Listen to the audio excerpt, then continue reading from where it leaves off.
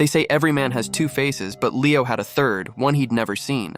His story didn't start with a crime, but with a dream, a recurring nightmare of cold concrete under his bare feet and the metallic tang of blood in his mouth. He'd wake up, heart hammering against his ribs, sheets twisted around his legs like a shroud. But it was the morning after the dreams that truly terrified him. A splinter of wood under his fingernail, a smudge of dirt on his cheek, a single unfamiliar key lying on his bedside table. He was a puzzle with missing pieces, a ghost in his own life, and the clues left behind were starting to form a picture he didn't want to see. Each morning brought a new unsettling discovery, a breadcrumb trail leading from his bed into the dark, unknown hours of the night. The city buzzed with nervous energy, whispers of a killer who moved like a shadow, leaving no trace but a growing body count.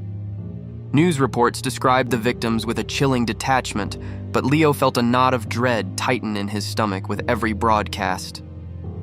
He started noticing things, muddy footprints matching his own shoes near a reported crime scene, a flicker of recognition in a victim's photograph he couldn't explain. The fear was a cold, creeping vine wrapping around his sanity. Was it possible? Could he be the monster haunting the city's streets?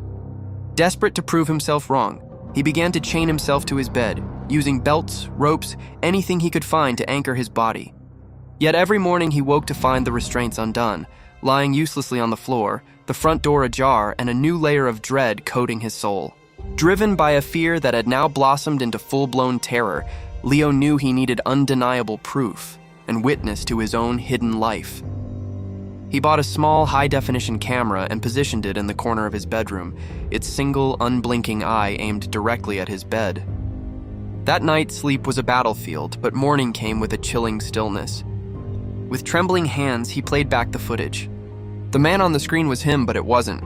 He watched himself rise from the bed, not with the grogginess of a sleepwalker, but with a fluid, predatory grace. His eyes, usually warm and kind, were cold, empty voids. The recording showed this other Leo methodically dressing in dark clothes, his movements precise and purposeful. He was a hunter preparing for the stalk, a chillingly efficient predator emerging from the shell of an ordinary man.